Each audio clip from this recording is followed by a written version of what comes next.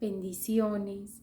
Pidámosle al Señor que nos ilumine a todos aquellos que queremos subir al Monte Carmelo,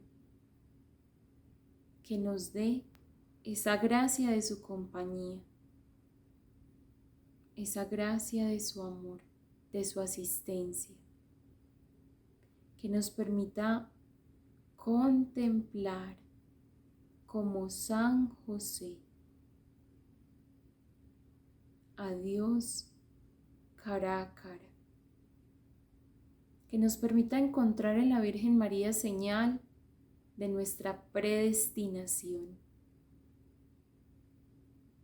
Te lo pedimos, Señor, y para ello suplicamos que dispongas nuestros sentidos, interiores y exteriores, para que salgan al encuentro contigo y como consecuencia que quieran vivir la vocación al amor a la cual nos has llamado con nuestros hermanos.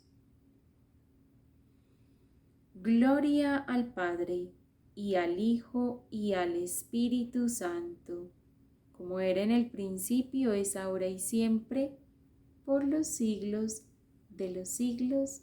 Amén. En el nombre del Padre, del Hijo, del Espíritu Santo. Amén. Bueno, estamos en esta peregrinación que queremos iniciar, esta peregrinación al Monte Carmelo. ¿Qué significará eso? Veremos en esta charla entonces unos momentos. El primer momento es la historia del Carmelo, con su importancia. Veremos en esta subida al Monte Carmelo cuáles son esas enseñanzas que nos viene a traer el Carmelo y mi propio camino hacia el Carmelo.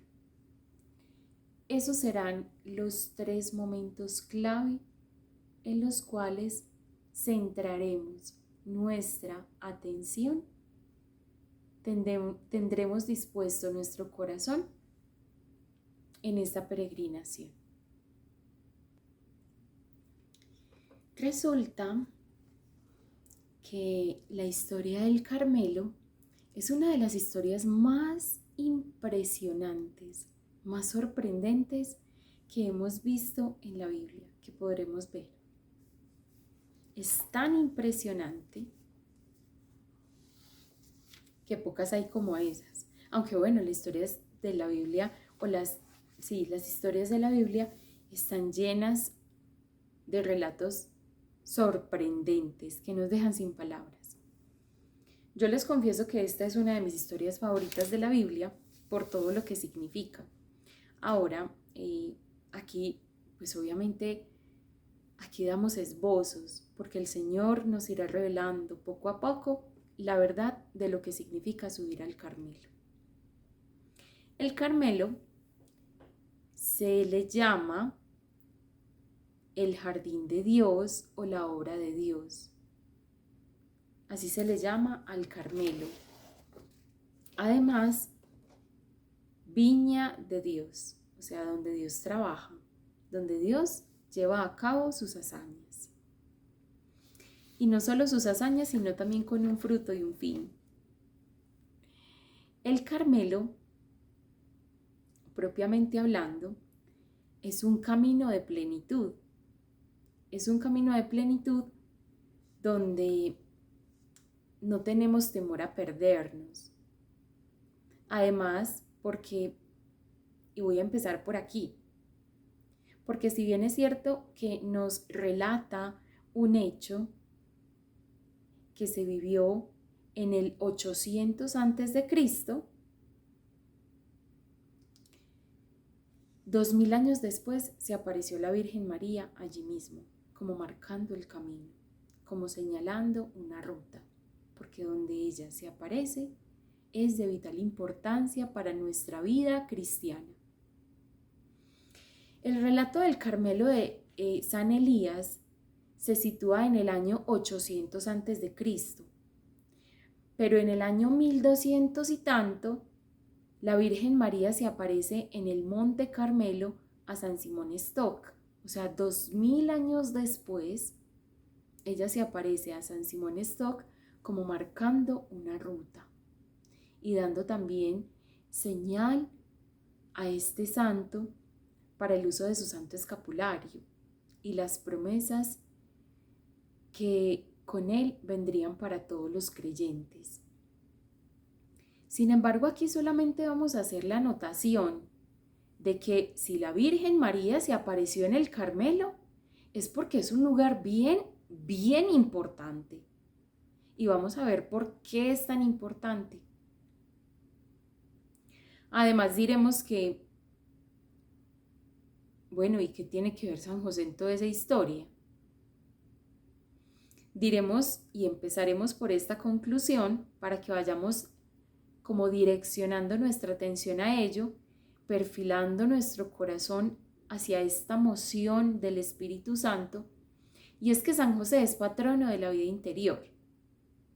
Por ello quiere buscar los medios seguros a través de los cuales nosotros podamos llegar a la plenitud. Eso es lo que San José viene a hacer en nuestra alma. Fundamentalmente eso, proporcionarnos las herramientas para que nos encontremos con Dios cara a cara verdaderamente. Y si alguien ha visto a Dios y lo ha contemplado, es Él, en los ojos de la Madre, y en el mismo Dios hecho hombre, en la persona del Hijo. Y no solo ello, sino que se ha constituido en rostro perfecto del Padre Celestial para el Hijo, fruto de las entrañas de una virgen. Además, en comunión perfecta con el Espíritu Santo. Imagínense la plenitud y la perfección de la comunión de San José con las tres divinas personas y con la Madre del Redentor. San José es vital en la subida al Monte Carmelo. No vamos a hacer más spoilers y vamos entonces a la historia. La historia del Monte Carmelo se relata en el capítulo 17 en adelante del libro de Primera de Reyes.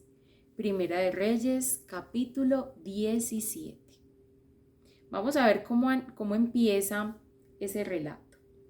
Dice, el anuncio del castigo. Vamos a ver.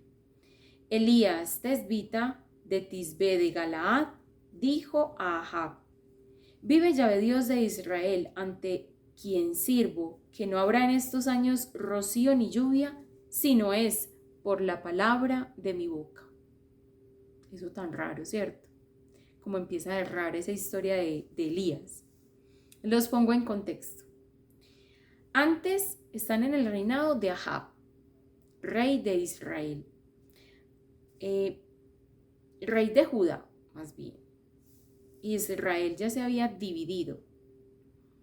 Si recuerdan la historia del pueblo de Israel, es decir, toda charla es vital aquí, para que usted no se me pierda. Si usted no escuchó esa charla, vaya y la escucha completa. Historia de los pobres de Yahvé, la breve historia del pueblo de Israel. Resulta que Ahab, rey de Judá, sitúa su reinado en el año 800 a.C. ¿Y qué ha sucedido en ese tiempito? Han pasado desde que Dios concedió el primer rey de Israel, que se llamaba Saúl, hasta Ahab hay 12 reinados. Yo me fui a la Biblia y los conté uno por uno, y usted puede ir y hacer lo mismo. Lo bueno es que esto tiene fuentes públicas, ¿cierto? Y ustedes pueden comprobar aquí que la veracidad de lo que se está diciendo. Resulta que son 12 reinados. Primero el de Saúl, luego el reinado de David, luego el reinado de Salomón, Luego el reinado de Roboam. Vamos a buscar los que tomé nota uno por uno. El reinado de Abías, Asa, Nadab, Basa, Elá, Simri, Omri y Ahab. O sea, son 12 reinados, los conté uno por uno. De esos 12 reinados, y ustedes se van a la Biblia y van a encontrar esto, como una breve crónica de cada reinado, y lo van a encontrar así. Saúl hizo lo malo ante los ojos de Yahvé su Dios. De David, que fue un hombre conforme al corazón de Dios. Solamente se cuenta en este reinado, en estos 12 reinados se cuentan 2 reinados, 2 reyes conforme, o sea, que hicieron lo grato a los ojos de Dios. Esos 2 reyes fueron David y Asa. Solo esos 2. Del resto, lo que se dice es, hizo lo malo ante los ojos de Yahvé su Dios. ¿Qué es lo malo? ¿Y a qué le atribuían tanto lo malo? Idolatría, pecado de idolatría. ¿Por qué era idólatra el pueblo de Israel? Esto yo creo que poco se dice, poco se habla de esto. La razón por la cual el pueblo de Israel era idólatra. En el tiempo del pueblo de Israel habían unos dioses, eran como una multitud de dioses, eran unas deidades, pero propiamente no tenían, muchos de ellos no tenían nombre, solamente se les llamaba el dios del trigo, el dios de la abundancia, el dios de la lluvia, pero propiamente no tenían nombres. A esos dioses en su conjunto es a lo que se les llama los Baales. El pueblo de Israel quería encontrar respuesta, ojo a esto, a sus anhelos del corazón humano, respuesta en la idolatría de los Baales. ¿Eso se les parece a alguien? Imagínense. ¿Se les parece a alguien? A mí sí. Se parece a todos aquellos que queremos buscar respuesta a los anhelos de nuestro corazón en las cosas creadas, en las cosas, en todo lo que no es Dios. Llámese nueva era, sentimientos, afectos, prácticas. Todo esto se constituye en idolatría, pecados. Todo eso se constituye en idolatría para nuestro corazón. Desde antaño vemos entonces que el ser humano tiene la necesidad de colmar estos anhelos. A ver, ¿qué venían a traer los Baales? Ellos venían a traer abundancia, placer, prosperidad. Venían a traer comodidad. Venían a traer bienestar. Venían a traer paz, venían a traer la dignidad que puede otorgar esto, venían a traer justicia según ellos. O sea, todo esto es entre comillas, muy entre comillas. Eso era lo que venían a traer los Baales. ¿Y cómo lo traían? Ellos tenían unos ciclos para cosecha del trigo, de la cebada, de los plantíos. Tenían unas fechas y unos ciclos para las ovejas, para los ganados, para criar, para descansar. Ellos tenían unos ciclos para todo. Y estos ciclos coincidían exactamente con las fiestas a las deidades. Entonces, ¿qué decían los pueblos paganos, como los filisteos, como los cananeos, los amorreos, que dicen en la Biblia? Todos estos pueblos,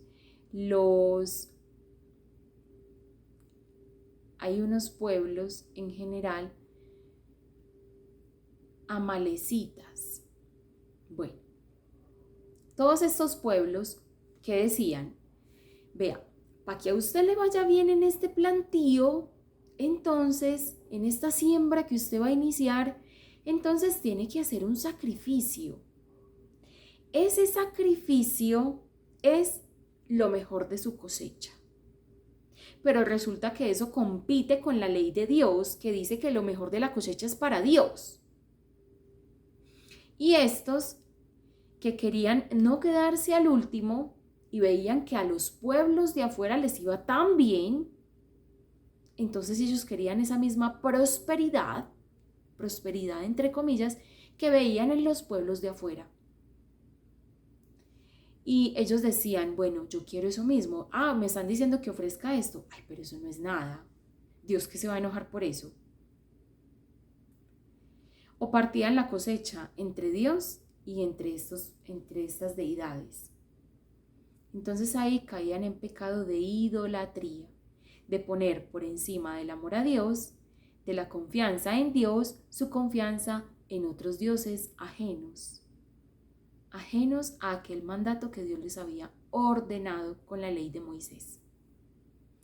Este es el gran resumen de por qué los Baales y cuándo aparecen y por qué bueno, todo eso.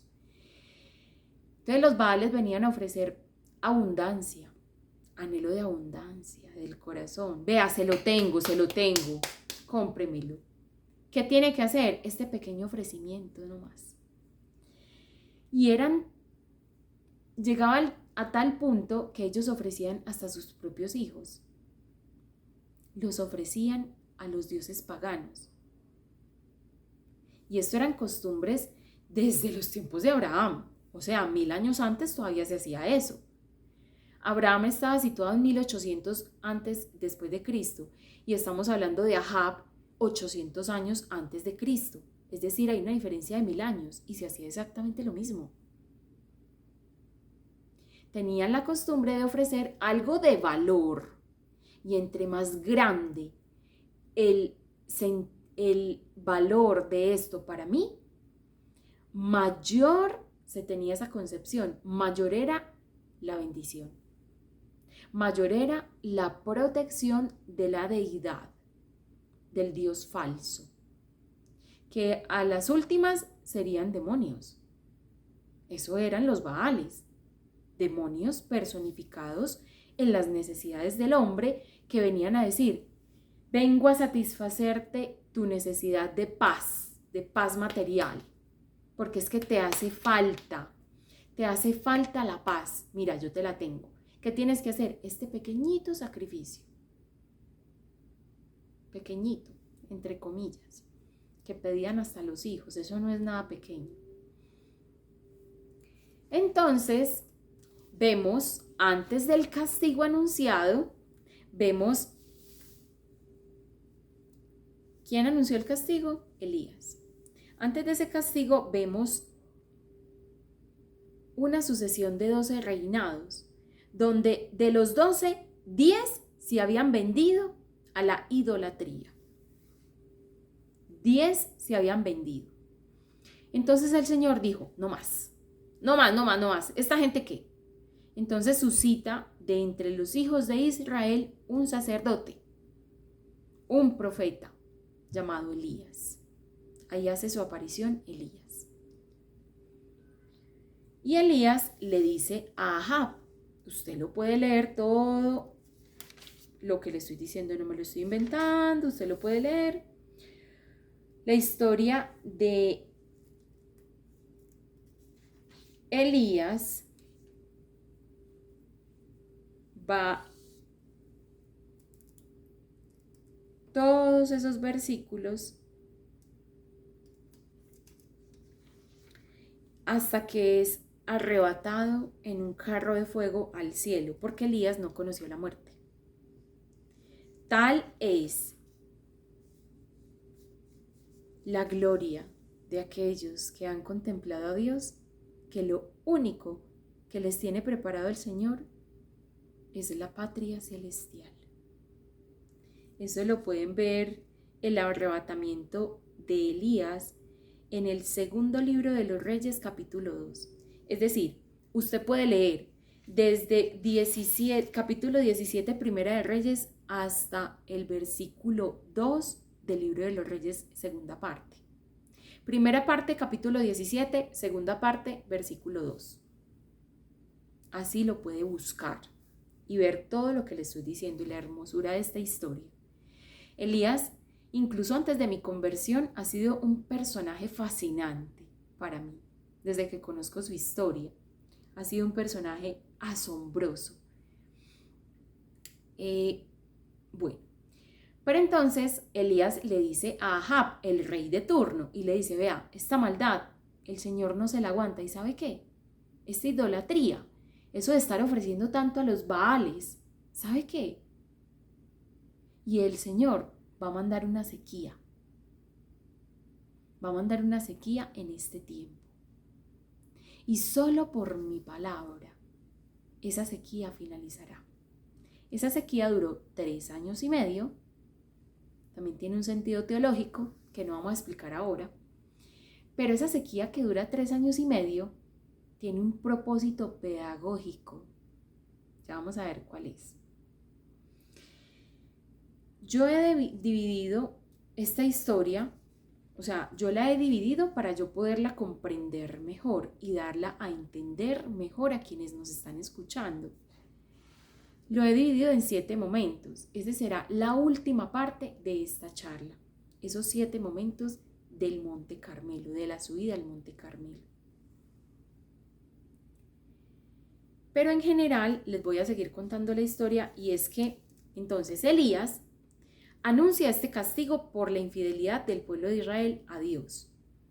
Y luego la palabra de Yahvé llegó a Elías diciendo, sal de aquí, dirígete hacia el oriente y escóndete en el torrente de Querit, que está al frente del Jordán. Y lo mandó a un lugar escondido.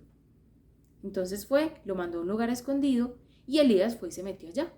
Y como estaba tan escondido, los cuervos iban y le llevaban la comida todos los días. Él tomaba agüita de la fuente porque como no llovía, se tuvo que remontar por allá y tomaba agüita de la fuente de Querit y comía la comida que los cuervos le hacían llegar, Dios le hacía llegar a través de los cuervos. Dice, los cuervos les llevaban pan por la mañana y carne por la tarde. Así dice el texto bíblico, usted lo puede leer.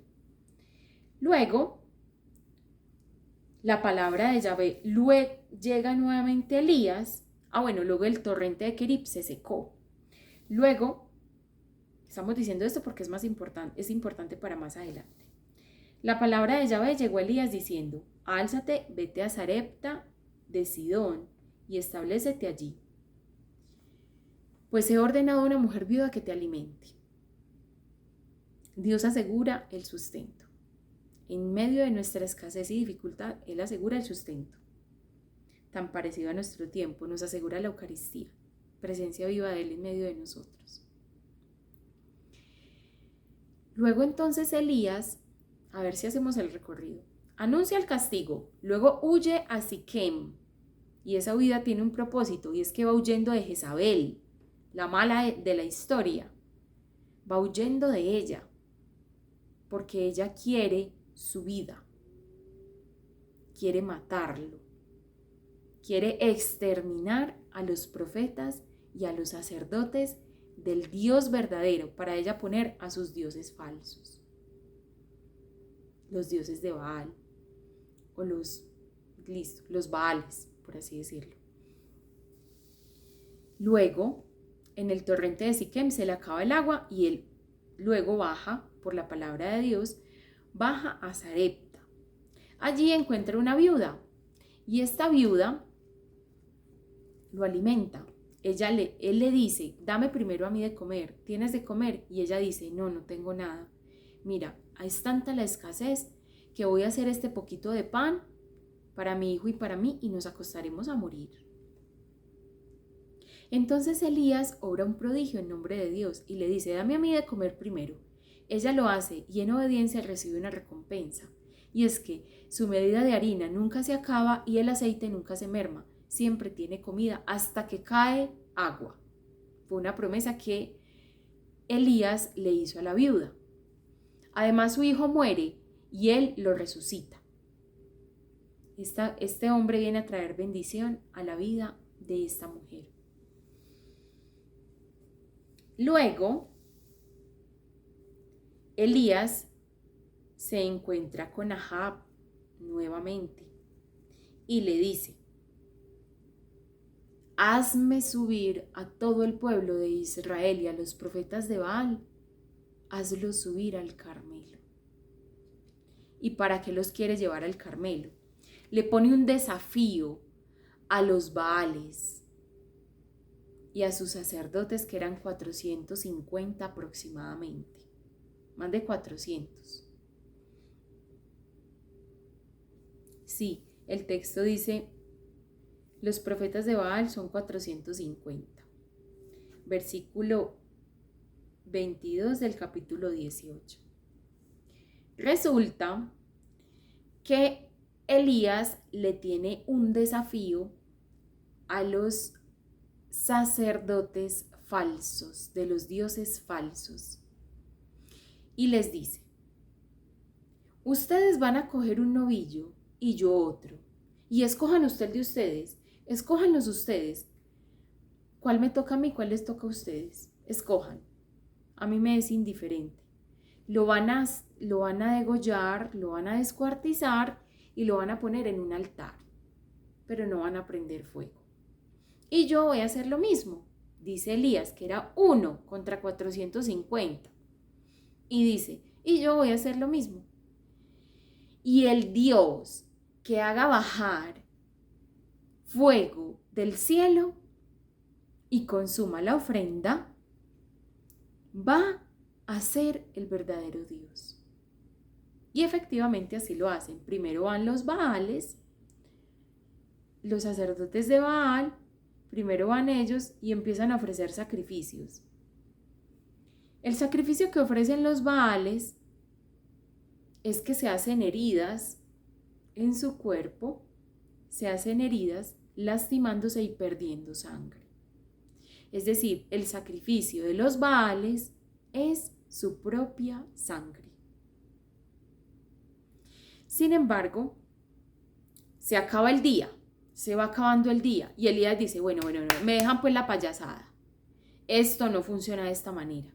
Ya ustedes estuvieron todo el día para hacer sus ritos y sus cosas. Esto no funciona. Y los otros ahí desangrados, cortados y heridos y de todo. Y nada había funcionado porque obviamente eran dioses falsos. Y ahora Elías viene con toda su intercesión y su oración. Hombre portentoso en la oración, Elías. Y le dice a Dios. Escuchen lo que le dice. Elías dice, acérquense a mí. Capítulo 18, versículo 30. Todo el pueblo se acercó a él. Entonces él restauró el altar de Yahvé que estaba demolido. ¿Quién lo había demolido? Jezabel. Elías tomó 12 piedras, según el número de las tribus de los hijos de Jacob, sobre el que viniera la palabra de Yahvé. Eligió con las piedras un altar al nombre de Yahvé e hizo alrededor una zanja de capacidad de un par de arrobas de sembrado. Dispuso la leña, descuartizó el novillo y lo puso sobre la leña. Dijo luego, no conforme con poner el novillo descuartizado en el altar, dijo, miren el ofrecimiento de los otros era su sangre. Elías no se corta ni entrega su sangre. Él hace el ofrecimiento en nombre de todo un pueblo y dice, llenen de agua 4 tinajas y derrámenla sobre el holocausto y sobre la leña. Y así lo hicieron. Háganlo por segunda vez. Háganlo por tercera vez. Lo hicieron 3 veces, o sea, 12 tinajas de agua. ¿Usted sabe lo que significa eso? Cuando hay sequía, cuando no llueve hace 3 años y medio, cuando están estos muriéndose de sed y de hambre, ustedes imaginan el pueblo de Israel ahí mirando. ¡Ay! ¿Qué está haciendo? ¿Cómo que está botando el agüita? ¡Ay! Y estos tragando en seco porque es que era demasiado. demasiada la escasez y la sequía, tanto que se moría la gente. Y botando el agua. Pero así tenía que suceder. Ofrecer algo que le costara al pueblo. Era el agua del pueblo, no era el agua de Elías. Era el agua del pueblo. Usted se imagina, yo también miro esto como un desafío, como a darlo el todo por Dios. Ofrecerse como una oblación viva. Eso estaba haciendo Elías. ¿Qué estaba queriendo decir él con eso? De aquí no salgo vivo. O sea, si Dios no derrama lluvia, este pueblo me mata, porque me le gasté la última agüita que tenía. Me le gasté todo. Y además, si no me mata el pueblo, me mata esta Jezabel. Si yo no destruyo a los falsos sacerdotes que ella ha puesto. Ella me mata o me mata el pueblo, pero de aquí no salgo vivo. Eso era lo que iba él al Monte Carmelo. No solamente a ofrecer un sacrificio en nombre del pueblo, sino a ofrecer su vida en oblación, unida al sacrificio que estaba entregando allí. A diferencia de los Baales no daban su propia vida. Ellos daban una parte, daban su sangre, pero no la daban el todo por el todo. Elías sí. Y escuchen. A la hora de la ofrenda, el profeta Elías se acercó y dijo, escúchenle el clamor. Yahvé, Dios de Abraham, de Isaac, de Israel, que se reconozca hoy que tú eres Dios y que yo soy tu servidor y por orden tuya he obrado todas estas cosas. Respóndeme, Yahvé, respóndeme para que todo este pueblo sepa que tú, Yahvé, eres Dios y que tú has convertido sus corazones. Y mi corazón se alegra al decir estas palabras. Porque ¿saben a qué vamos al Monte Carmelo? Vamos a contemplar la gloria de Dios. A eso vamos al Monte Carmelo. A ver la gloria de Dios. Y sigue así. Todo el pueblo vio y cayó el fuego de Yahvé, que devoró el holocausto y la leña, y lamió el agua de las zanjas. No solamente recibió el sacrificio de Elías, sino el sacrificio del pueblo, el ofrecimiento del pueblo. Y todo el pueblo cayó rostro en tierra, postrados. Y dijo, Yahvé, Él es el Dios.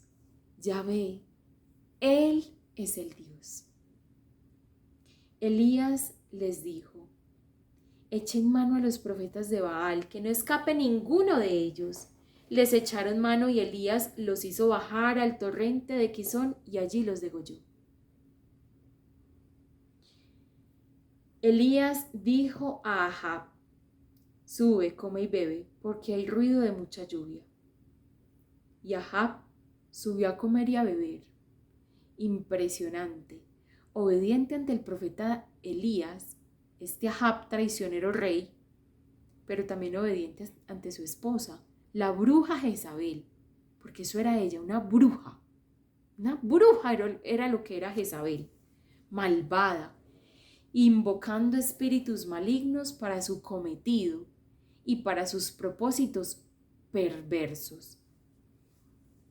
Y Ahab, donde había escasez, pues a él no le importó porque es que el profeta había dicho que había lluvia y él le creía al profeta. Imagínense, le creía tanto al profeta como a la idólatra de la esposa que tenía.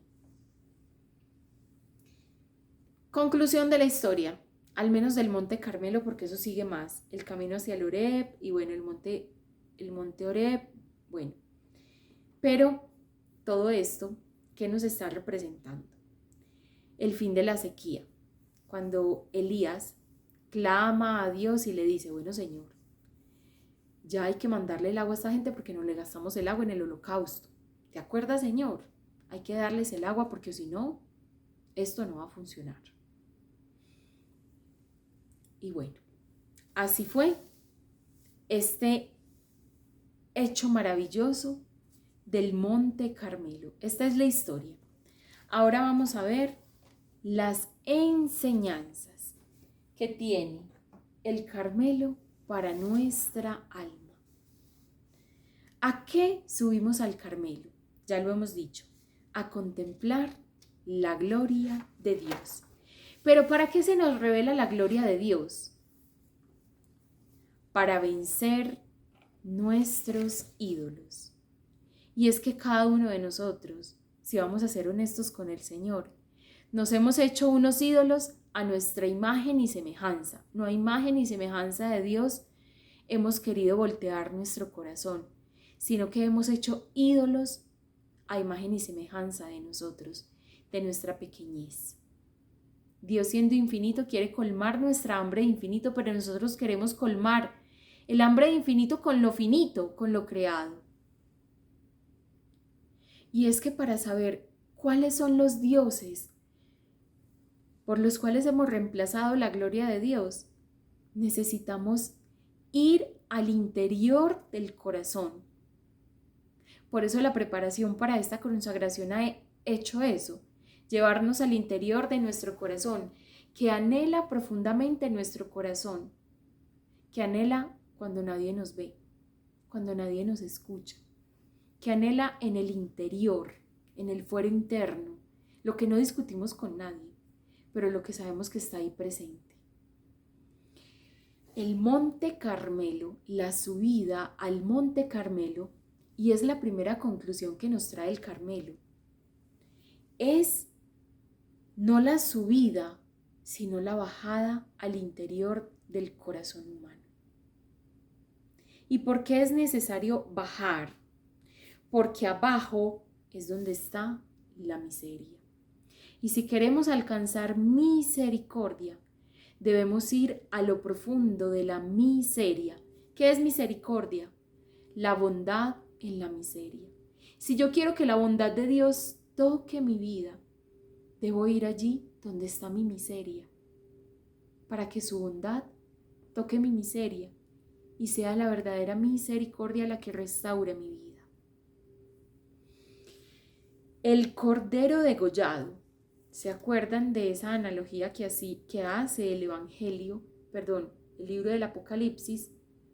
Esa realidad del cordero degollado, que es el único autorizado para revelar los 7 sellos que contienen el rollo sagrado de nuestra historia y de nuestra vida.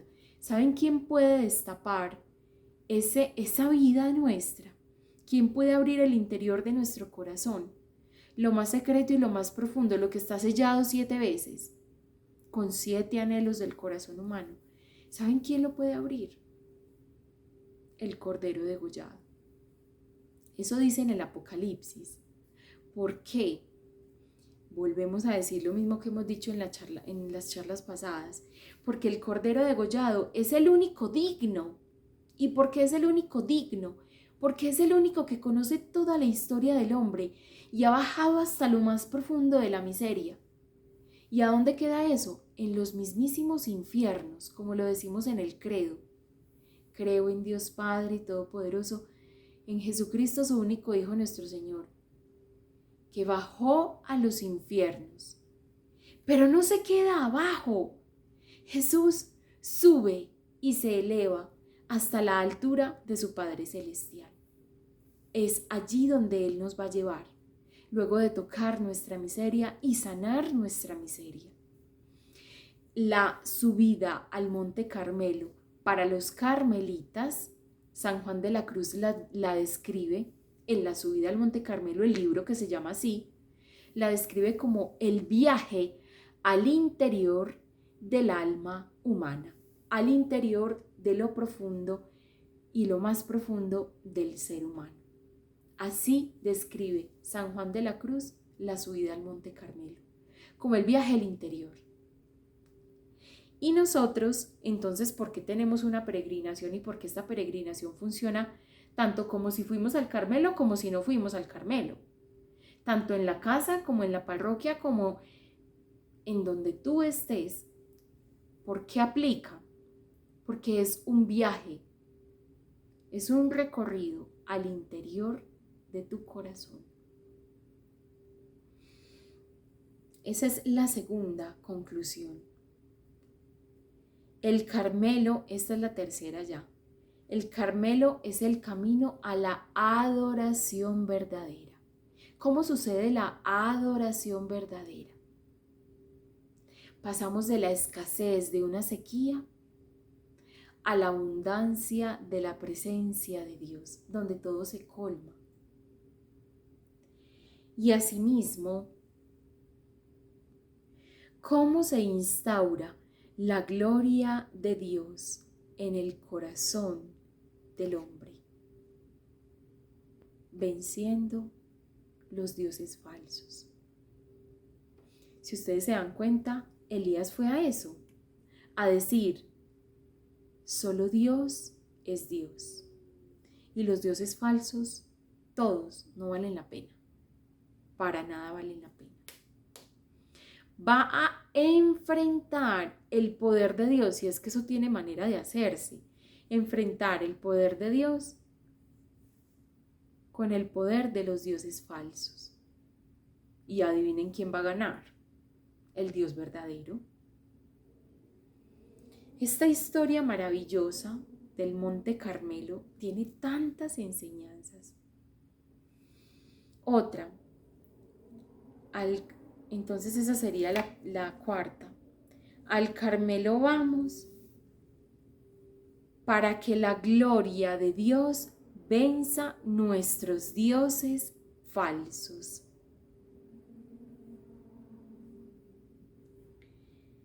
La Virgen María se aparece en el Carmelo a San Simón Stock en señal de importancia y esperanza de lo que significa el Carmelo, no solamente para los carmelitas, sino también para la vida de todo cristiano. Esa es la quinta conclusión. La sexta conclusión, el papel de San José es hacer todo para que nos encontremos con la gloria de Dios, para que veamos a su Hijo cara a cara, luego de haber recorrido con Él el camino hacia nuestro interior. San José, el Padre de Jesús, Padre virginal de Jesús, nos muestra a su Hijo para que toque lo más profundo de nuestro corazón, para que vaya a lo profundo de nuestra miseria, para poder elevarnos a la altura de su Padre Celestial. San José, como patrono de la vida interior, realiza la peregrinación al interior con nosotros. ¡Qué belleza! Esa es la sexta. Y la séptima y última conclusión, vencer los ídolos con el amor de Dios y su santa gloria es necesario. ¿Y para qué es necesario? Para que cuando tengamos que elegir entre el bien y el mal, nuestro corazón no claudique y no se quede en la mitad, sino que tome partido verdaderamente por el bien.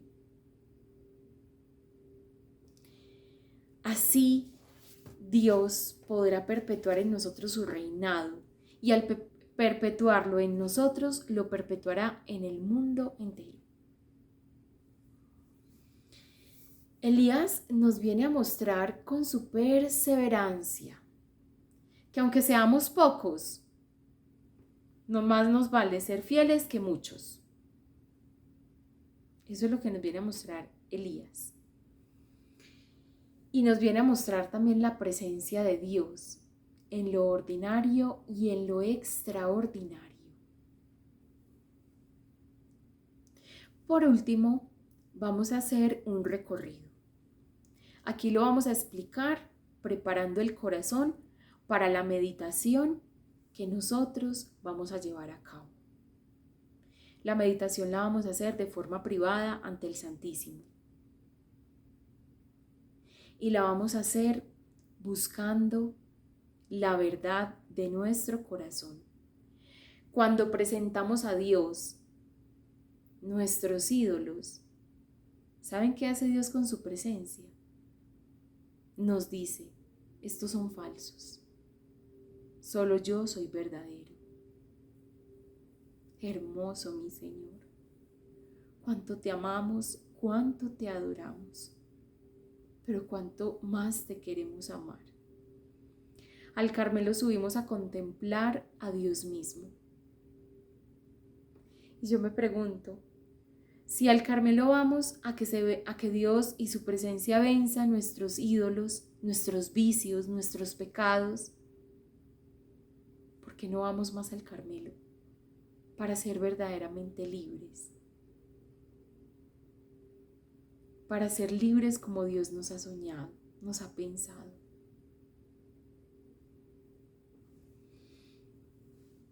El camino al Carmelo. El camino al Carmelo son 3 vías, como lo dice San Juan de la Cruz. Vía purgativa, vía iluminativa y vía unitiva. La vía purgativa va a ser la primera parte, que va a ser la vía del castigo. Y no castigo como la rabia de Dios sobre mí, sino castigo cuando Dios deja que sobre mí venga la consecuencia de mis actos. O sea, injusticia, eso es lo que me merezco. Esa es la vía purgativa, donde Dios viene a purificar. Y Dios está purificando a su pueblo y se toma 3 años y medio. Y saben una cosa, a mí esto me parece muy curioso, porque si ustedes lo van a reflejar en un proceso de conversión serio delante de Dios, es más o menos ese el tiempo que uno se tarda en purificar la primera parte. Porque Dios en uno lleva a cabo más de una purificación. Y esa purificación de 3 años y medio, Él por su bondad y su misericordia la puede acortar.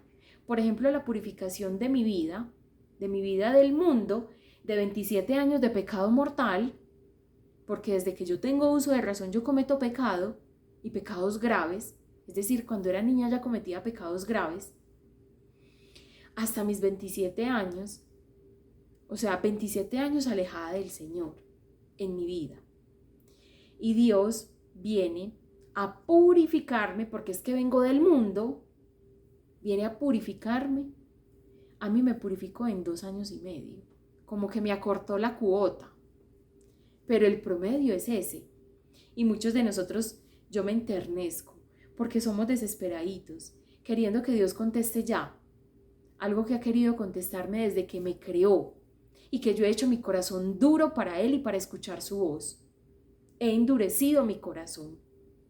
Eso somos nosotros con el Señor, tiranos, malagradecidos, malos hijos. Entonces, en este primer momento, vamos a ver la purificación, y esa purificación de 3 años y medio.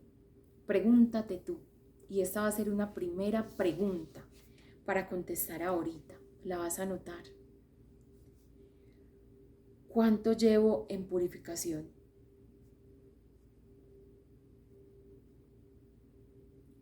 ¿Cuánto tiempo llevo purificando? Es decir, de tribulación en tribulación, de escasez en escasez.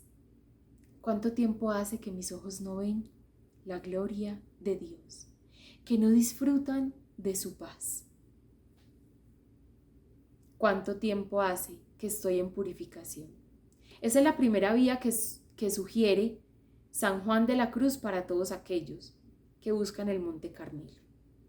El Monte Carmelo también tiene esa connotación. La subida al Monte Carmelo es un anonadarme. Es un yo, como dice San Juan de la Cruz, no querer saber nada para saberlo todo. O sea, un dejar de lado mi criterio y lo que yo creo que sé. para que Dios me colme de lo que verdaderamente es.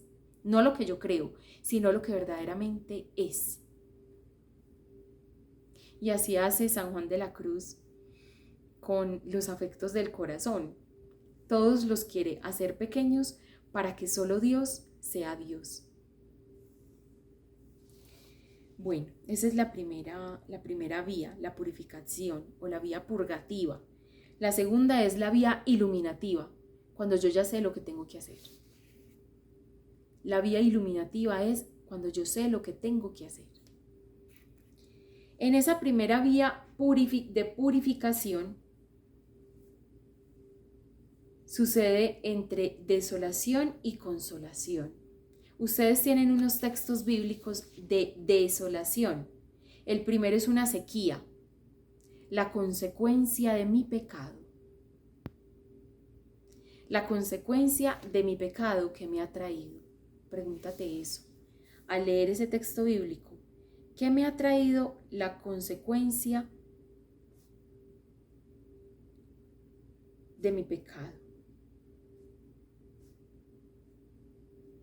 Esa consecuencia de mi pecado, ustedes recuerdan las tribulaciones en la cual viven los esposos, de desierto cuando obran según sus propios intereses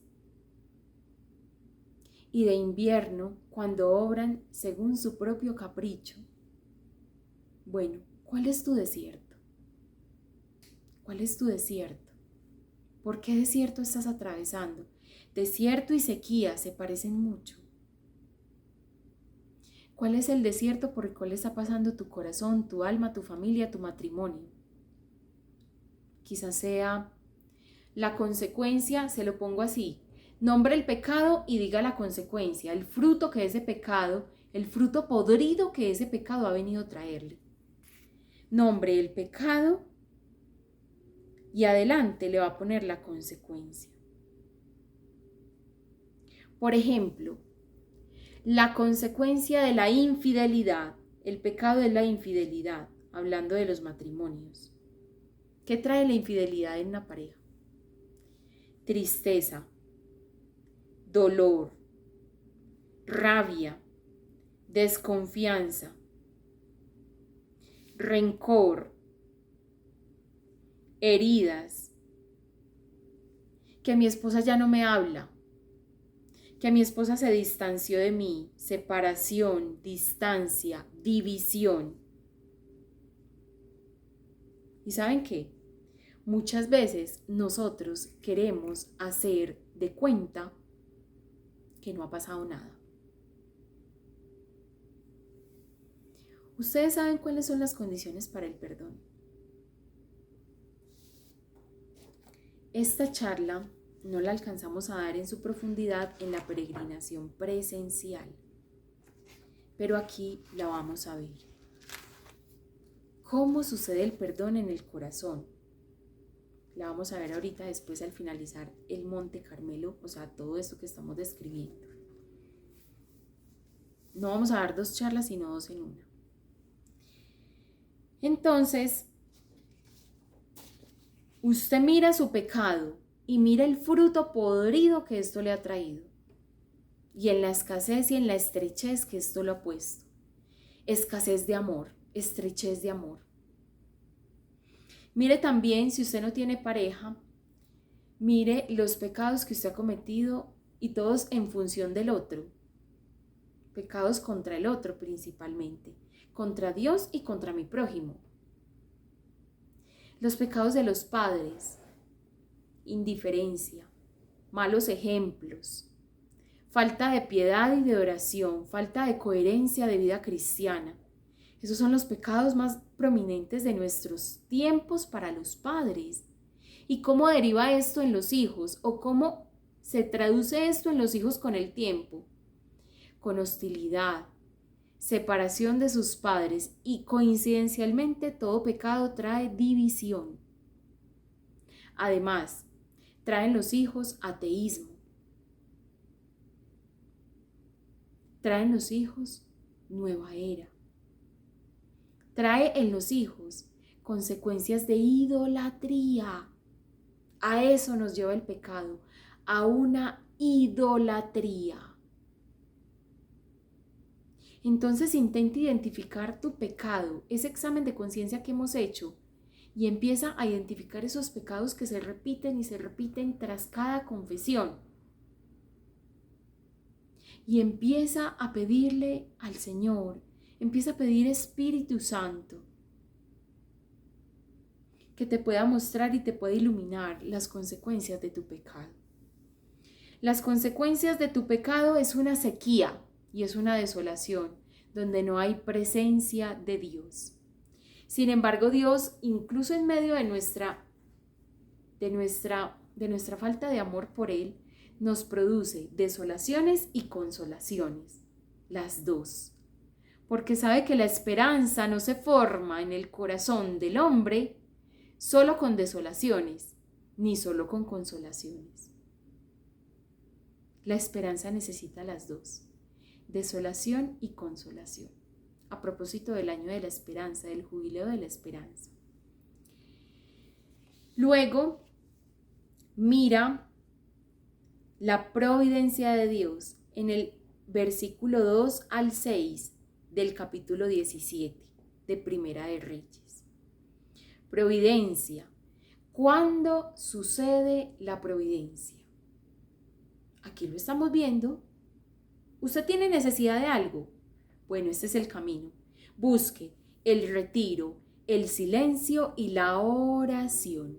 Por eso en esta consagración a San José proveemos dos de esos espacios, la peregrinación y el retiro del 15 de marzo. Se lo digo a propósito para que se vaya preparando, para que no deje todo para lo último.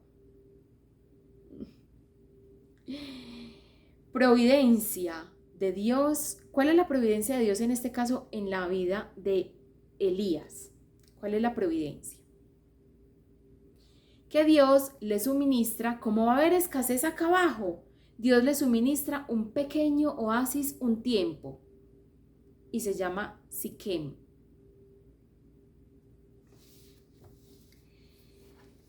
Nuestro Señor se procura para su elegido, no es Siquem sino Kerit, la fuente de Kerit o el manantial de Kerit. Y tan providente es el Señor que no solo le da el agua, sino que le manda alimento con los cuervos. Y nosotros aquí descosidos, trabaje que no ha trabajado, cuando Dios alimenta a los suyos en su propia mano. Pidámosle al Señor que ordene nuestro anhelo de su providencia, que lo ordene en el silencio, en la oración, y que busquemos en el retiro, retirados. Elías se tuvo que retirar para poder ver la providencia de Dios. Se tuvo que retirar. Luego entonces vamos a intentar identificar cuáles han sido esos pequeños consuelos que Dios nos ha puesto en medio incluso de nuestro pecado. Pequeños consuelos, por ejemplo, que a pesar de nuestra infidelidad, nuestro esposo, nuestra esposa no se ha ido, sigue ahí. Aunque amenace con irse, no se ha ido. Ese es un pequeño consuelo de la providencia de Dios, donde Él me da más de lo que yo merezco. Lo que merece mi pecado es este pago y Él no me da esto, me da más. Me da su misericordia, su piedad. Pero cada uno lo buscará el consuelo de Dios en medio de su vida. Y escríbalo. ¿Cuáles son esos consuelos de Dios? Esa es la tercera pregunta. ¿Cuáles son los consuelos de Dios incluso en medio de mi pecado?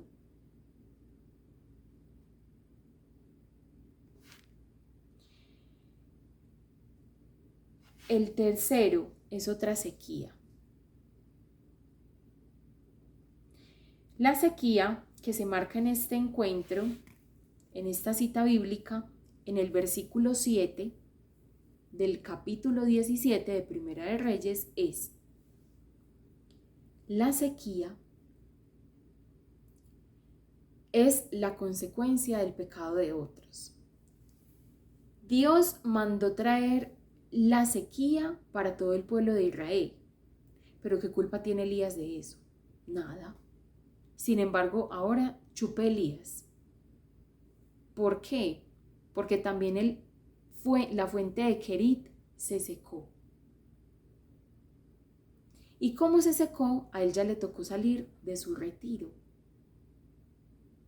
Pero miren qué importante Dios cómo mueve nuestro corazón entre desolaciones y consolaciones, porque a través de estas desolaciones y consolaciones Él nos va confirmando el camino.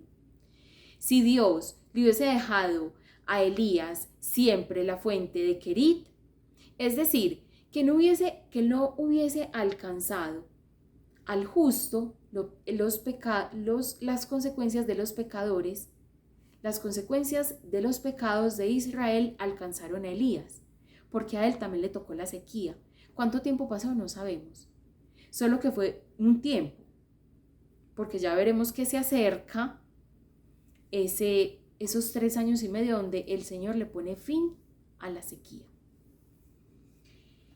Esa sequía, esa consecuencia del pecado de otros, en este caso, primero tengo una consecuencia de mi pecado, luego tengo la consecuencia del pecado de otros en mi vida, o una consecuencia de mis propios pecados en la vida de otros. Un ejemplo de ello: los pecados familiares. Cuando yo aprendo a fumar viendo fumar a mi papá. Cuando yo aprendo a tomar viendo tomar a mi papá. Cuando yo aprendo la grosería, la altanería de parte de mi mamá, viéndola pecar en su relación de esposa de mi padre. Y ahí vaya sumando. Usted aprende a pecar viendo al otro. Pero el pecado del otro también le alcanza en sus consecuencias a usted. O póngase a pensar, por hablar de un caso colectivo de los colombianos en México. Tan así es, que pagan justos por pecadores. Personas de bien que se van simplemente a vacacionar, yo no sé si ustedes saben, las dejan en los aeropuertos en condiciones infrahumanas. Hace poco mi esposo y yo estábamos viendo una noticia de una familia de 18 personas donde habían ancianos, donde habían bebés, en condiciones infrahumanas, sin comida, sin agua, sin servicios sanitarios y todos hacinados ahí. ¿Y por qué les hacen eso? Porque para ellos el colombiano es una amenaza. Es una amenaza al orden público, es una amenaza a la seguridad, es una amenaza a la estabilidad económica, porque también llegan a robar. Es una amenaza a sus leyes porque también vienen a transgredírselas quedándose en allí. Y entonces cuando usted va a viajar a México, usted viaja con un poquito de susto porque no sabe si lo van a dejar en ese cuarto. No sabe. Eso es un ejemplo de un pecado colectivo, de un pecado de otros que me alcanza a mí. Pecado de deshonestidad, mentira, de turbación, de narcotráfico. Como la historia de nuestro país, a nosotros como colombianos nos persigue allí donde vayamos y somos estigma para poblaciones que no tienen nada que ver con los pecados de nuestro pueblo. Y ahí yo sufro las consecuencias, aunque yo no sea la que haya cometido pecado de narcotráfico. Imagínense. Bueno, ese es el tercero. ¿Cuáles son los consuelos que Dios, incluso en medio de mi pecado, me da?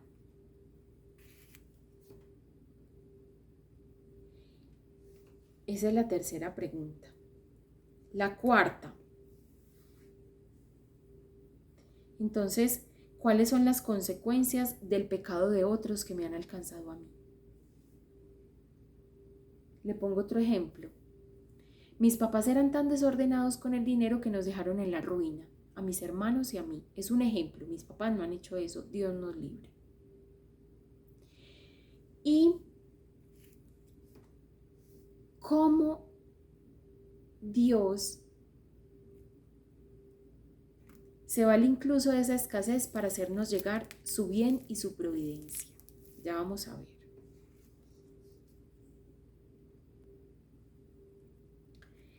La quinta pregunta que usted se va a responder ahorita en la meditación: el milagro de la generosidad. Ese es un consuelo que Dios da en medio de la tribulación. Pero esta generosidad requiere mi entrega. O sea, es la generosidad mía hacia Dios a través del otro. Qué oportunidad tan preciosa nos da el Señor. La viuda de Sarepta es generosa para con Dios a través de Elías. La viuda de Sarepta le da lo último que tiene, ya no tiene más. Ya ahí se le acabó la comida. La viuda de Sarepta da de lo poco que tiene, lo da todo. De lo poco que tiene no da aún más poco, no, lo da todo en su totalidad.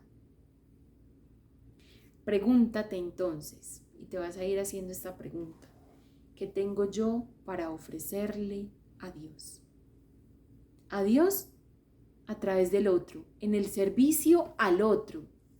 ¿Qué tengo yo para ofrecerle a Dios?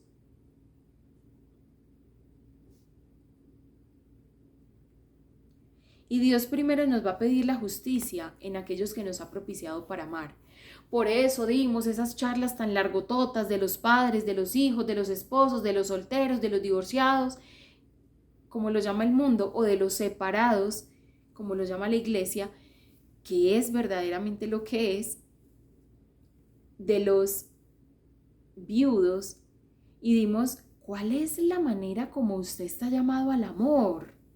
Entonces usted aquí va a identificar, bueno, ¿cuál es mi estado de vida?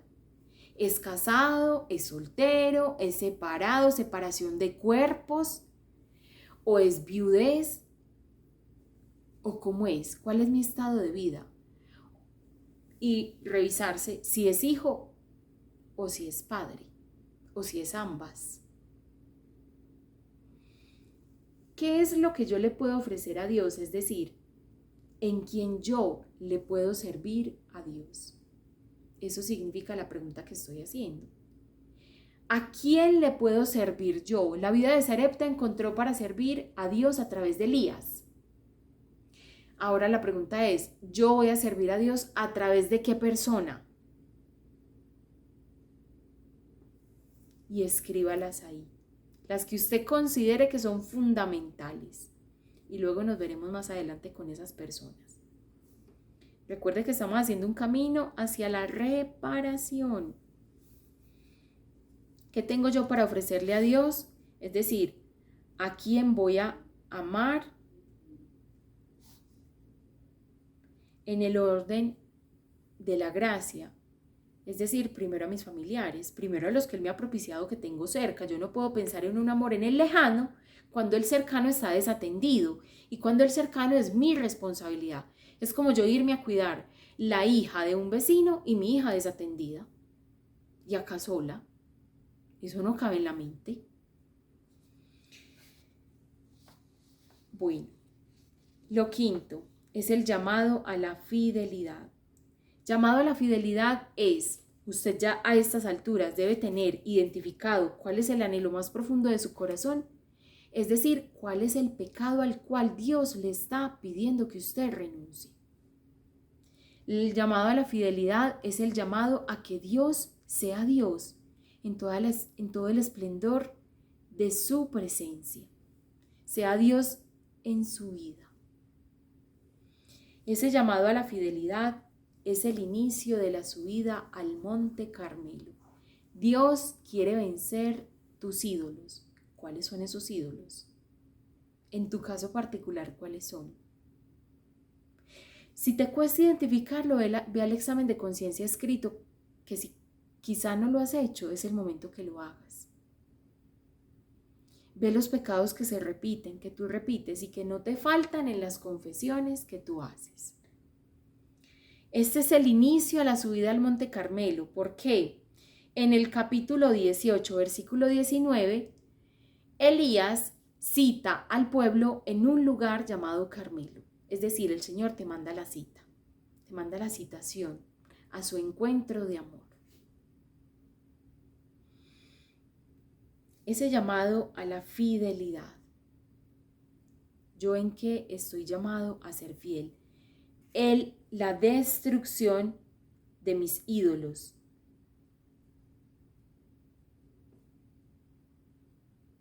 ¿Cuáles son mis ídolos? Y va a coger un corazón de papel, que le hemos dicho pues que tenga, o un pedacito de papel y va a escribir cuáles son sus ídolos. Un corazón asemejando el suyo, porque con eso vamos a hacer una práctica espiritual y se la vas a entregar a Dios a través de San José. Bueno, hay un ofrecimiento que hacer. Y Dios aquí no nos va a pedir que sacrifiquemos el hijo, ni más faltaba. Abraham no le entendió a Dios y Abraham le dio lo mejor que tenía y era su hijo. Y le dijo, te lo entrego. ¿Y tú? ¿También estás dispuesto a entregar? ¿Qué estás dispuesto a entregar? Lo más precioso que tienes, tu tiempo, tu comodidad. ¿Qué estás dispuesto a entregar? Y también lo vas a escribir en ese corazón. ¿Qué estás dispuesto a entregar? ¿Cuál es ese ofrecimiento que le vas a hacer al Señor? Vean, y es tan cierto esto de los ofrecimientos que Dios no se lo toma a la ligera. Yo recuerdo cuando yo quedé en embarazo de mi niña, eso fue en 2021, yo le dije al Señor, Señor, te lo entrego todo. Tómalo todo. No quiero quedarme con nada. Tómalo todo para ti, porque me has concedido la vida de mi hija. En ese momento no sabía que era una hija, pero me has concedido la vida de esta criatura en mi vientre, porque lo que yo más anhelaba era ser mamá. Entonces, yo como quise pagar ese bien tan grande, haciendo de mi casa mi claustro, renunciando a todo trabajo que me distancie del amor de Dios, de la providencia de Dios. Y para mí el trabajo era fuente constante de pecado, de impaciencia, de rabia, de ira, de contienda, para herir corazones por mi soberbia, por mi orgullo y por mi altivez, por mi rudeza. Estos son los ofrecimientos que le vamos a hacer al Señor. ¿Qué tienes para darle? Y si no tienes más que darle que tu pecado, pues dale eso. Tus anhelos, pues dale eso. Señor, tengo un anhelo muy profundo de comunión. Esto te ofrezco. Además, a partir de esta charla y las que siguen, vamos a encontrar unos momentos de reparación. Vamos a reparar. Y el ofrecimiento vamos a hacer nosotros mismos. Nos vamos a ofrecer así como se ofreció Elías. Nos ampare el Señor, tenga misericordia y piedad de nosotros y nos alcance también a través de la intercesión de San Elías esta gracia. ¿Cuál es mi ofrecimiento entonces? Esa es la sexta pregunta. Y la última no es una pregunta, es una práctica. Ante el Santísimo, tú vas a exponer tus ídolos, para que esos ídolos sean vencidos por la obra maravillosa del amor de Dios que se ha derramado en cada uno de nosotros.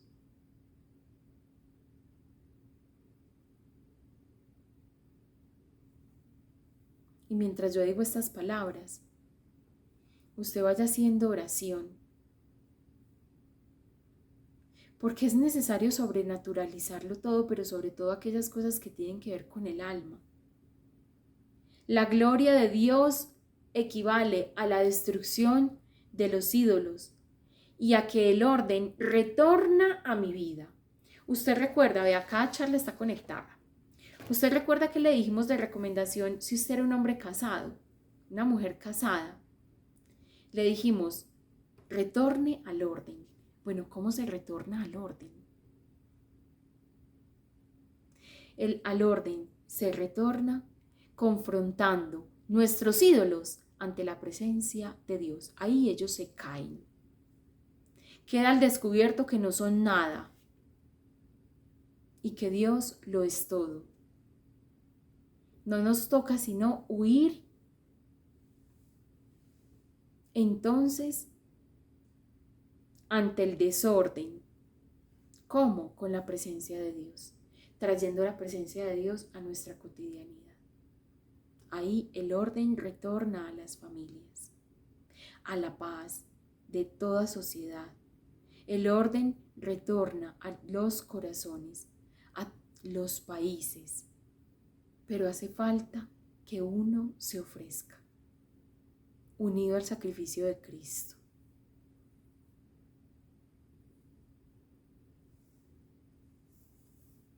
Es impresionante todo lo que encontramos en el Carmelo.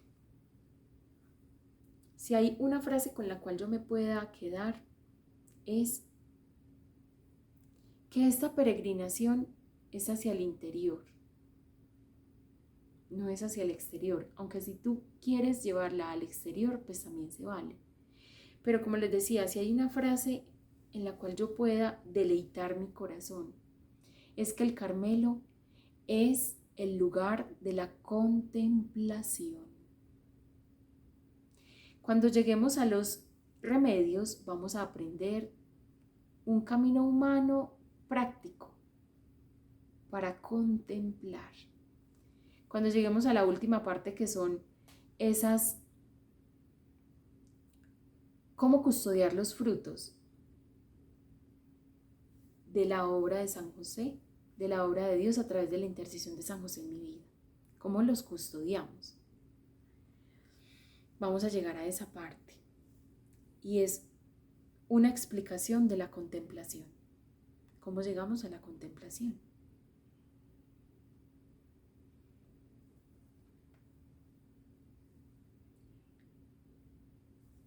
Entonces, finalizaremos diciendo que el orden retorna también cuando Dios nos pide algo y nosotros se lo damos. Cuando Dios nos pide no más infidelidad, no más pornografía, no más métodos anticonceptivos, no más algo que violente mi plan de amor en tu alma, en tu vida, en tu vocación. Y ahí aparece la verdad de lo que somos, qué tan obedientes somos, qué tan respetuosos de la reverencia que debemos a Dios. Aparece en ese momento. Por último, hablaremos del perdón. Esto estaba presupuestado para 2 charlas. Aquí les vamos a dar 2 en una para no tener que editar porque sigo con el programa malo. Entonces,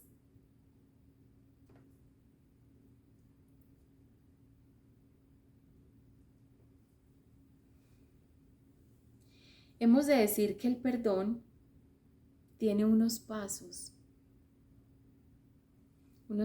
bienaventurados. A ver, ¿qué significa perdonar?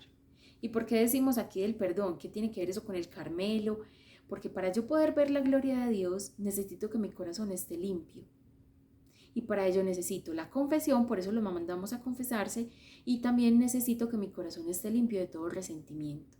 El resentimiento y la falta de perdón es una bomba en el alma del cristiano que desbarata la obra de Dios cuando estalla.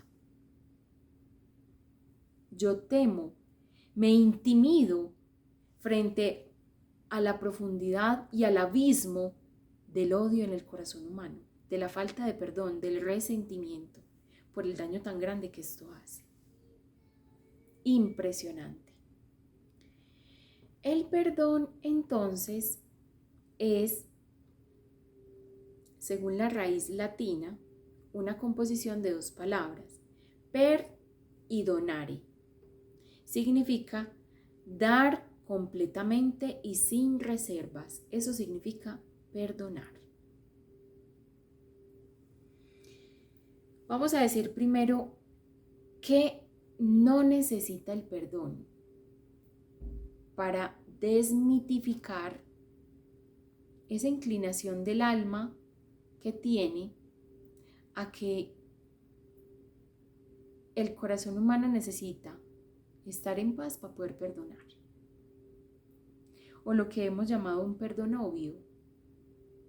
Yo necesito, a ver, ¿cuál es el perdón obvio? Vamos a explicarlo. El perdón obvio es que yo necesito que aquel que me ofendió venga humillado y arrastrado, admita su culpa, me pida perdón para yo perdonarlo. Ese es el perdón obvio. Y aún así, ante el perdón obvio, muchos de nosotros decimos no, por puro orgullo. El perdón no es tan obvio. El perdón significa también una subida al monte Carmelo, a la realidad de cuál fue la herida verdadera que me hizo esta persona. El perdón, o para perdonar, no necesariamente debemos tener estas 4 cosas. Estas 4 cosas no son necesarias para que yo dé mi perdón. Lo primero es que el otro admita su error. Esto no es necesario para que yo perdone. Lo segundo es que deje de doler. Se nos ha metido en la cabeza que si me duele, entonces no he perdonado. Eso no es cierto. Yo puedo haber perdonado y experimentar dolor al mismo tiempo. Porque es que por un lado va la herida y por el otro va la reconciliación. Por un lado va que a mí me duela, porque es que faltaste a mi dignidad, a mi humanidad, faltaste a mi confianza, faltaste a mi integridad, faltaste a la integridad del sacramento del matrimonio. Pero ese dolor es un buen síntoma si lo vemos con ojos divinos, no con ojos humanos. El dolor que me está diciendo que no soy indiferente ante la falta del otro. Peor sería eso. Lo contrario al amor no es el odio, es la indiferencia. Me dice que estoy vivo. El dolor me viene a decir eso, me viene a anunciar que vivo. Para perdonar se ha metido una idea que necesito que lo que voy a perdonar sea pequeño para poder perdonar. Porque si es grande, no. Hay cosas imperdonables. Ejemplo, que hables mal de mí. Ejemplo, y cosas graves verdaderamente, una violación. Eso es imperdonable. Yo no les estoy diciendo que sea fácil de perdonar, son 2 cosas diferentes. Pero hay una diferencia entre lo fácil de perdonar y lo imperdonable. Lo imperdonable no existe, todo es perdonable. A menos que tú elijas endurecer tanto tu corazón y tomar ahí una salida. ¿Sabes qué es lo malo de la dureza de corazón? Que quedas atrapado dentro de ti. Creas una fortaleza donde tú quedas atrapado. Eso es lo malo de la dureza de corazón. Y Dios, para liberarnos, nos da con el manduco, nos quebranta ahí donde más nos duele, donde más duros estamos, nos quebranta para podernos liberar. Ya vamos a ver la manera como Dios nos quebranta. Y por último, el cuarto, el perdón no significa reconciliación, no necesariamente significa reconciliación. Si la da, maravilloso. Si no la da, tú haces todo lo posible. Y en manos de Dios queda lo imposible.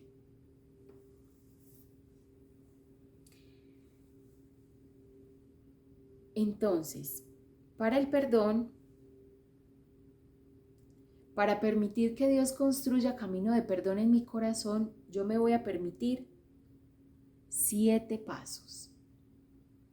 7 pasos, el número de la plenitud. Primero, usted se va a remitir a la charla de casado, de soltero, de padre, de hijo, de viudo, de separado.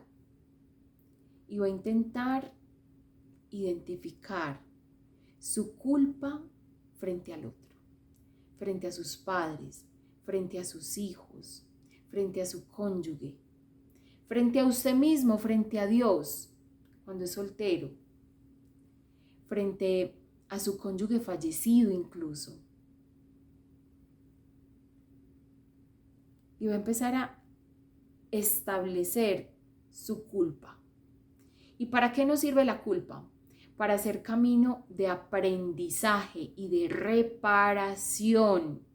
Y usted va a poner allí lo que necesita reparar en su relación de pareja. Por ejemplo, trabajo 12 horas al día, no me queda tiempo para compartir con mi esposa ni con mis hijos.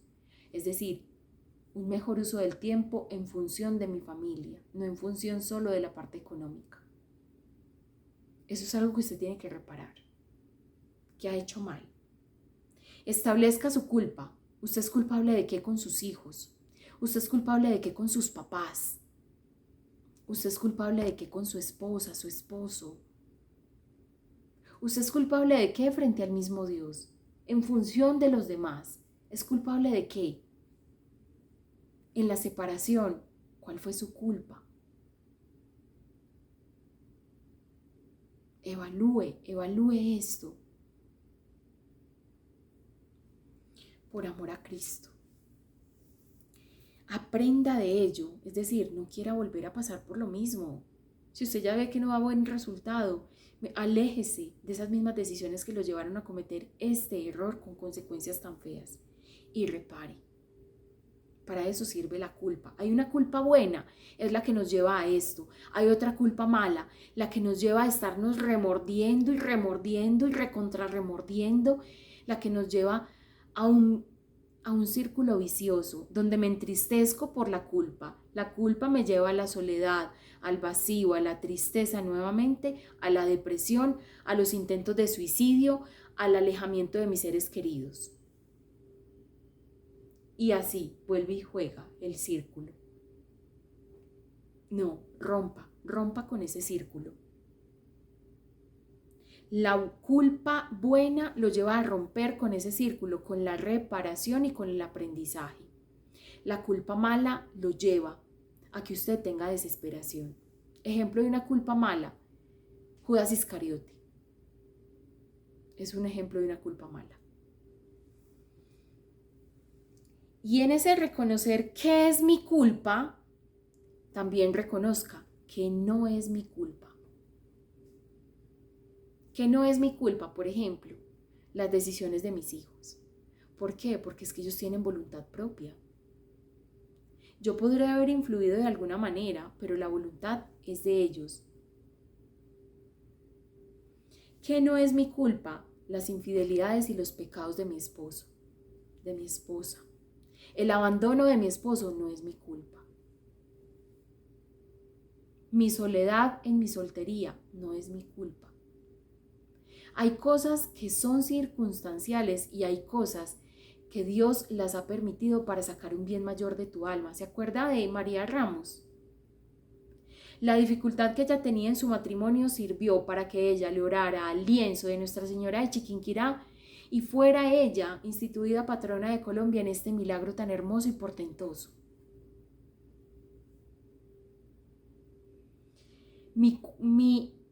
Es decir, lo que no es mi culpa y también lo que sí es mi culpa es muy santo y muy sano.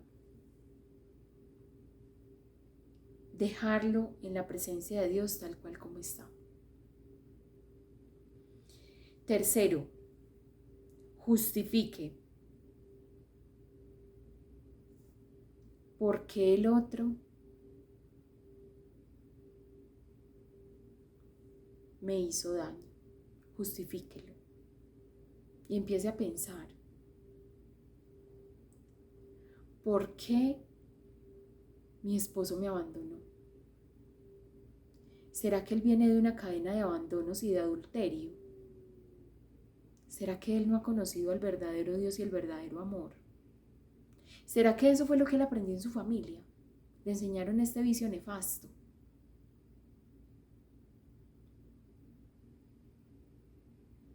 ¿Será eso?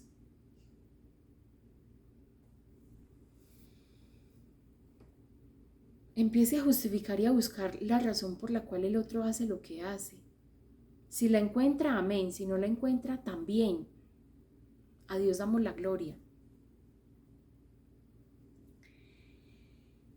Lo cuarto, recuperar mi dignidad. Vean, ¿por qué esto es tan importante?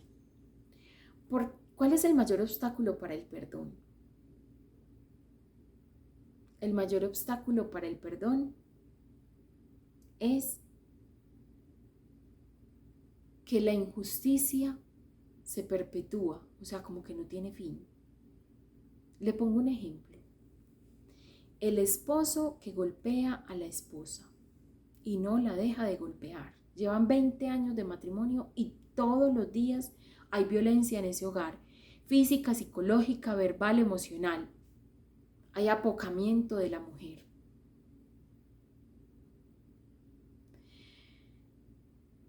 Recuperar tu dignidad significa romper con la injusticia. ¿Por qué a tu corazón se le dificulta muchas veces perdonar?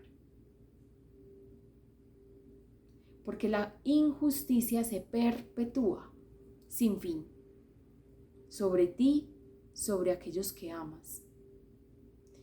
La injusticia, por ejemplo,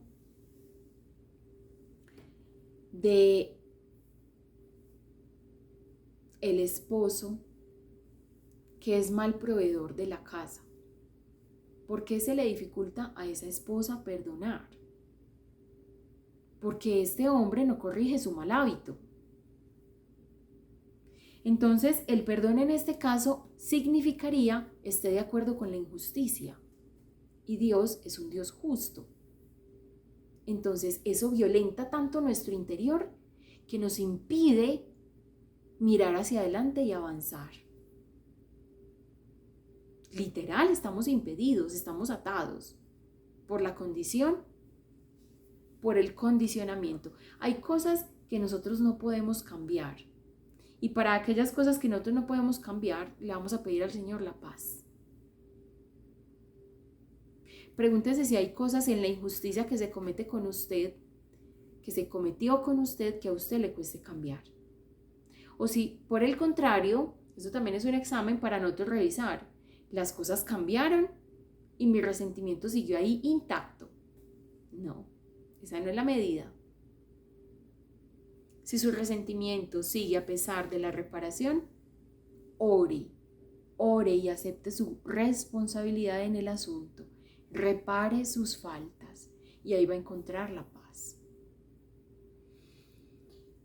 Recuperar mi dignidad significa entonces que yo no estoy de acuerdo con esta injusticia, pido a Dios que me la quite o que me dé la paz para soportarla. Y si Dios no te da la paz, porque yo conozco, por ejemplo, algunas mujeres que sufren mucho a causa de la infidelidad de sus esposos. Y no son pocas. Pero ¿saben qué hacen las mujeres? Listo. Tú no me tocas un pelo. No vamos a tener genitalidad, sexualidad. La intimidad también se reduce al mínimo. Es decir, hay una violencia a la unión de la pareja. Porque se está cometiendo una injusticia. Y porque eso atenta en contra de la dignidad de la misma pareja. Entonces, esta mujer, para recuperar su dignidad, se somete a una separación de cuerpos, pero sin dejar de vivir. Es decir, tú duermes en una cama y yo duermo en la otra. No debería suceder. Pero tú me estás violentando mi dignidad de esposa. No me voy a volver a acostar contigo hasta que no corrijas esto. Tú eres alcohólico. Yo pongo una distancia. En nuestra intimidad yo pongo una distancia.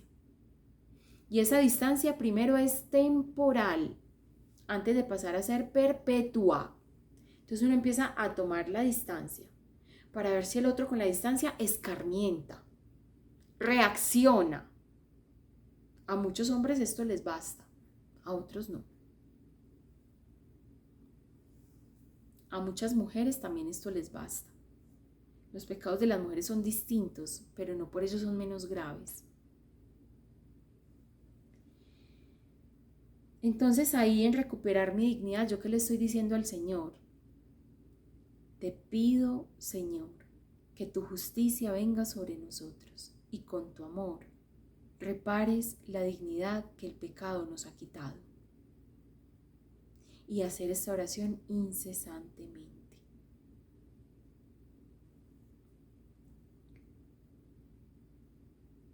Ahí se está entonces en el quinto punto, se llega a presentar a Jesús mi herida. Yo tengo una herida porque sufrí un daño. Alguien me dañó. Alguien me hizo brujería, con toda la consecuencia nefasta que esto trae para el corazón humano y para la familia. ¿Yo qué hago frente a este hecho? Voy y presento a Jesús mi herida, la opresión que me han puesto. ¿Dónde lo presento? Por eso estamos haciendo las prácticas espirituales de la Santa Eucaristía y la adoración al Santísimo Sacramento y el Santo Rosario diario. Porque estas prácticas son nuestra fortaleza. ¿Qué me voy yo a decirle al Señor si ni siquiera me he tomado el trabajo de mirar al interior de mi alma? Si no me he dispuesto para que Él toque mis entrañas. Por eso es necesario esto. Yo presento ante Jesús mi herida. ¿Y cómo lo presento? A través de los sacramentos. A través de la adoración al Santísimo Sacramento.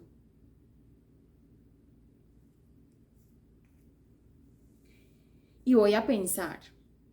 Sexto. Voy a pensar.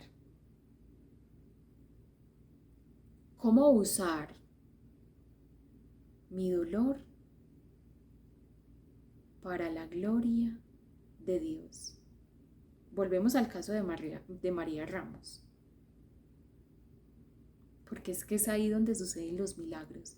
Cuando usted se ha dispuesto con estos 5 pasos, el sexto y el séptimo ya son gloria de Dios. Ya son fruto de perdón, fruto maduro de que el perdón ya llegó a su alma. Aunque usted no lo sienta y aunque todavía le duela, el dolor no será para siempre, el dolor cederá. Solo persevere en el bien, se lo suplico por amor a Jesús, a María y a San José.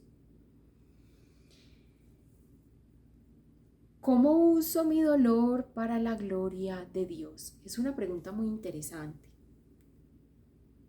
Pensemos en la realidad del aborto. ¿Cómo uso el dolor de haber abortado para la gloria de Dios? Mi dolor me debe llevar a conmoverme, a compadecerme. Para eso el Señor hizo mi dolor. Para eso lo permite, entre otras cosas. Lo permite para que yo me compadezca del otro. Para que yo me compadezca de los niños no nacidos. Para eso permite el dolor de mi aborto. Para que empiece a orar, a suplicar, a ayunar, para que la vida se instaure en nuestras familias.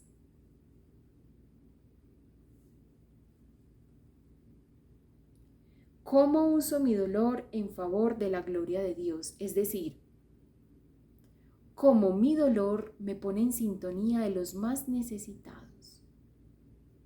Y esos más necesitados pueden estar dentro de mi familia o fuera de mi familia. Ya eso no importa. Yo empiezo por los de casa, pero a veces nos quedamos cortos porque tenemos más para dar y ya esto no quiere recibir tanto, porque eso suele suceder en las familias. Y lo último, alejar el resentimiento con la cruz. ¿Qué es un resentimiento? Es volver a sentir en el mal sentido de la palabra, de forma negativa. Recordar con dolor autodestructivo aquello que nos hizo daño. Eso es resentimiento. Es recordar, es decir, volver a pasar por el corazón. Eso significa recordar, volver a pasar por el corazón, repetir un sentimiento en el mal. Eso significa resentimiento, repetir un sentimiento en el mal, volver a pasar un sentimiento negativo por el corazón. Eso es resentimiento. Bueno, ¿cómo alejo el resentimiento con la cruz? Este es un lente bendito y precioso, un filtro para todo mal. Piense por un instante. No piense en la culpa del otro. Piense en su propia culpa. Piense por un instante. ¿Yo de qué soy culpable? La primera recomendación que hacíamos. Establecer mi culpa. ¿Yo de qué soy culpable? Yo puede que no cometa los mismos pecados que mi esposo, pero también soy pecadora. Eso que te hace pecadora, tráelo a la cruz y pídele perdón a Dios. Y en lugar de estar viendo tanto los defectos de tu compañero, de tu papá, de tu mamá, de tu hermano, de tu hijo, empieza a ver los tuyos. Eso es poner todo bajo la mirada de la cruz. Ofrecerle nuestra miseria a Cristo nos pone en sintonía de lo que es digno de los hijos de Dios. Vas a ofrecerle al Señor tu pecado, tu cadena, antes de estar culpando al otro que te está estorbando con su cadena. Mira tu cadena, la cadena que tú mismo te has puesto por no inclinar voluntariamente tu corazón hacia el Señor, por no inclinar tu voluntad hacia el Señor.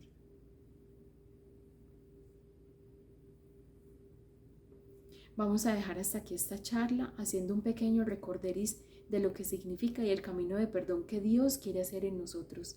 Perdón es donar, es dar generosamente y sin reservas.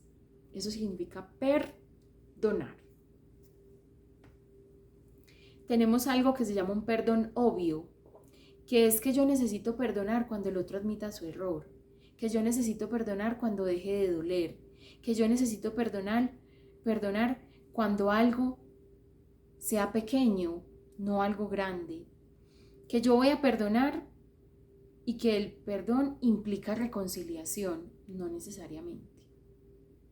Esas son las mentiras del perdón, que nos llevan a un perdón obvio, que si esto no se da, pues yo no perdono. Bueno, los 7 pasos que hemos dicho: establecer mi culpa, y con la culpa determinar la reparación que debo hacer, y con la reparación obtener un aprendizaje. Lo segundo, reconocer que no es mi culpa. Lo tercero, justificar por qué el otro me ha hecho daño, intentar entenderlo. ¿Cuál es su familia? ¿De dónde vienen sus prácticas, sus costumbres? ¿Cómo el otro me ha hecho daño? Y justifíquelo. ¿Por qué llegó a ese extremo? El cuarto, recuperar mi dignidad, en tanto esté posible y sea posible en sus manos hacerlo, poniendo una distancia, no hasta la distancia de la separación de cuerpos perpetuamente, sino dentro de la misma casa y viviendo la misma intimidad. O sea, no es la anulación de la intimidad, que a eso equivale la separación de cuerpos total. Es la supresión de la intimidad. No, aquí no vamos a hacer eso.